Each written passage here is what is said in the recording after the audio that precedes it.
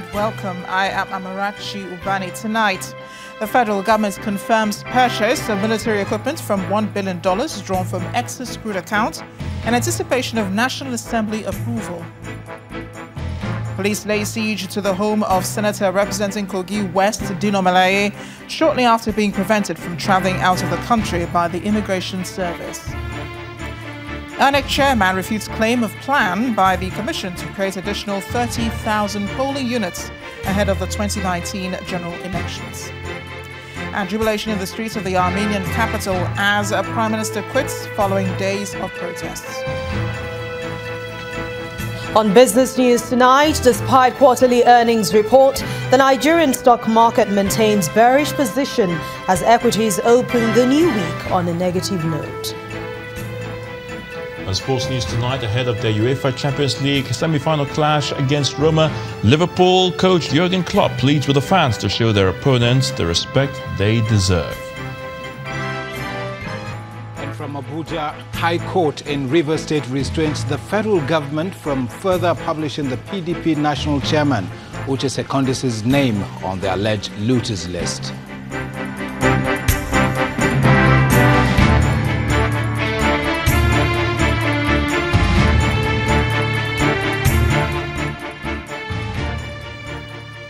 Tonight, the federal government is clearing the air over the controversy on the alleged non-approval or non-appropriation of the monies paid for the purchase of the 12 Super Tucano aircraft from the United States. The President's Special Assistant on Media and Publicity, Mr. Garba Shehu, told Channels Television that a letter has been transmitted to the National Assembly to explain the reasons for the spendings. Over $460 million is said to have been paid in what Mr. Shehu described as a government-to-government deal for the fighter jets. In the interview with Channels Television, Mr. Shehu said, and I quote here, "I'm aware that the President has written a letter to the National Assembly. Hopefully, this letter will be read on the floor of the Senate and the House of Representatives on Tuesday when they resume sitting, explaining the circumstances of a government-to-government transaction, not through contractors, for the procurement of Super Tucano aircraft, which had to be concluded in order to beat a U.S. government deadline.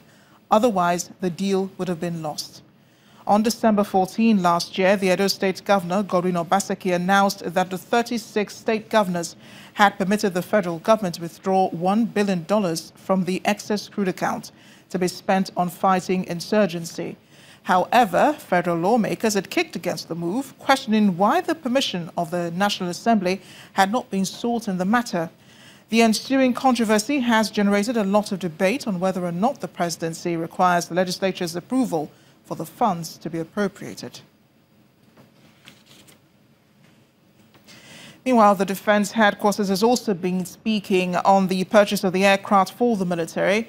In a telephone conversation with Channels Television, the Director, Defense Information, Major General John Agim, confirmed the payment for the Tucano aircraft to the U.S. government, saying it's a good step towards tackling the insurgency and insecurity in the country. Early in the year, that was one of the successes recorded by the administration, that the American government accepted to sell us for the first time. They didn't allow anybody to sell us arms and pass through their waterways, nor pass through the airspace. So it was a difficult thing for us at that time. So the fact that we are getting into this level where there is an agreement that they are going to sell us arms is something that we should be happy about.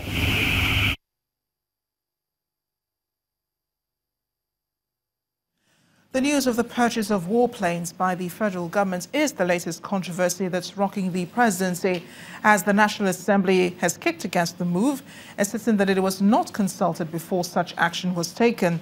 This follows the announcement of $1 billion to fund war against insurgency and other security challenges, a matter which has its own share of divided opinion, especially with governors. Our correspondent Orelua Shunibare takes a look at what the issues are about the money requested and spent. I am charging the security agencies not to let the successes achieved in the last 18 months be a sign to relax. Terrorists and criminals must be fought and destroyed relentlessly so that the majority of us can live in peace and safety. This directive from President Muhammadu Buhari as Commander-in-Chief of the Armed Forces on Boko Haram galvanized the military to put their best foot forward in tackling the insurgency.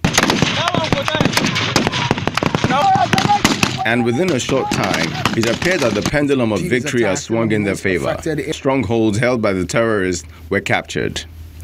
The declaration of the defeat of the terror group soon rang in the air. We've been able to dislodge the Boko Haram from some parts of the Camp Zero camps. In the Camp Zero is a very big place, so there are various camps in the Camp Zero area. We've been able to dislodge them completely out of those places.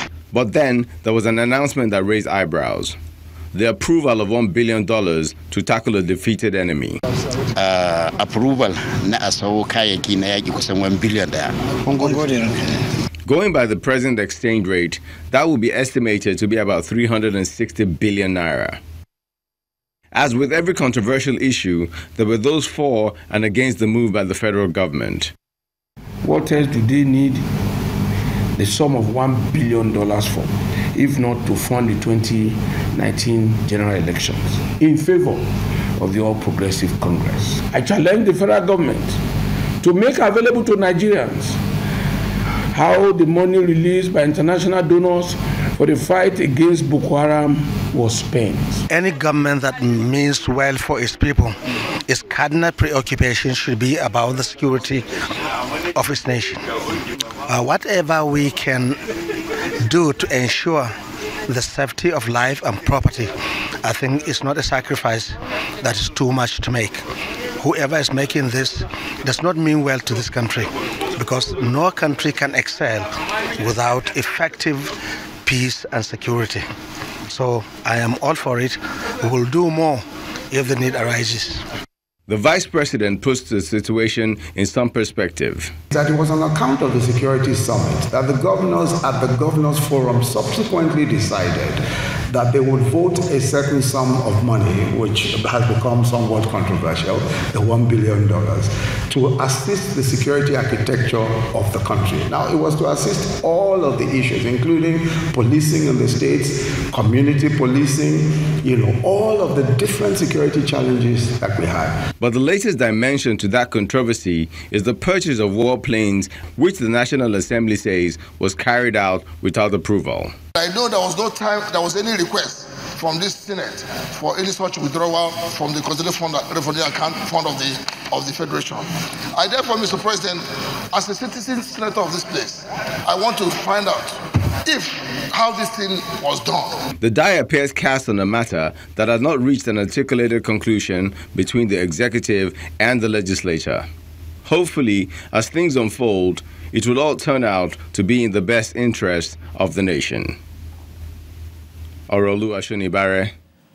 Let's take a look at this issue. I'm joined now on the News at 10 from Gombe, Nigeria's northeast region, by policy analyst Eze Onyekwere. Mr. Onyekwere, thank you for joining us on the News at 10. I'm sure you've been following the debate over the $1 billion removed from the excess crude account for the purchase of the military equipment, though the National Assembly says it was not appropriated. And now we hear that the fund is already being expended. What do you make of what's going on? Well, it is an unfortunate development because the Constitution is very clear. It is an unfortunate development because the Constitution is very clear in terms of no expenditure of any resources whatsoever without appropriation. And we had expected that since the late December, when this issue came up, that the President should have forwarded the letter to the National Assembly seeking for the expenditure of this money. Now the money has already been committed and the expenditure made is a little bit late in the day. It's clearly an original sin against the Constitution. It's an unfortunate development. Could this be the exception, perhaps? According to the Vice President, this was as a result of a discussion at a security summit to assist security architecture in the country. Could this be an exception, perhaps, for the government? No, the issue is not about the use of the money or what the money is being used for. It is clearly in the laws. If you recall, that the first time we heard about anticipatory approval was during the impeachment proceedings of the late Okarigbo as Senate President. And these issues came out clearly. If you even read the law setting up EFCC and ICPC, these issues are clear that you do not spend without getting that legislative approval. You do not spend in anticipation of an approval because you are really tying the hands of the legislature. What if the legislature refuses to approve the money? What will happen? That means that at the end of the day, that process has been defeated. The constitutional provision is no longer used as it should be. Is that what's happening now, the hands of the legislature being tied? Because right now they're asking when this money was appropriated, when they approved. They don't remember, as one of the senators said, they don't remember when, the request for this money was put before the Senate. What do they do now in light of what has happened and in light of what we know now? What should the senators or the lawmakers do? They should insist on getting the details of the expenditure, the commitment, and vet it to know whether it is actually value for money, because more or less it's like a blackmail. If they say they don't want to approve it, everybody will now say, well, they are not supporting Mr. President on the war against the insurgents. So they should still look at it and then give a stern warning to the executive that they will no longer take this kind of attitude to spending public resources, because that is not what the Constitution says. Indeed, it's an impeachable offense. So you're saying the lawmakers should go ahead and approve? They should go ahead and appropriate? They should go ahead and vet that particular commitment and expenditure and see whether it is value for money. If it is not value for money, if, for instance, the money is in excess of what is needed, they should prune it down, but they should still go ahead and vet. But give the executive a warning to say, we don't want this to happen again. And given the fact that some of the opposition governors had kicked against the withdrawal from the excess crude account, how do you see this being resolved in the end? Well, that is why most Nigerians who are discerning are saying that this excess crude account should be properly established in a very clear-cut manner, in a law that takes care of the constitutional provisions, while at the same time stating the principles and the procedures for withdrawal. Because ideally, this money belongs not just to the federal government alone, but to the 36 states of the Federation. So expectedly, if you follow the law, strictly speaking, you will have expected to get approval from the 36 legislature across the Federation. So we need a proper legislation going forward, which will enable us to know the processes and procedures for withdrawal and the processes and procedures for approval. But as of now, the Senate and the House of Representatives should do their job. Ezra Onyekwere, thank you so much for your time. I appreciate your thoughts on the issue. Thank you. In part two, after the break, once again, police disperse a protest by members of the Islamic Movement of Nigeria in Abuja. Stay with us.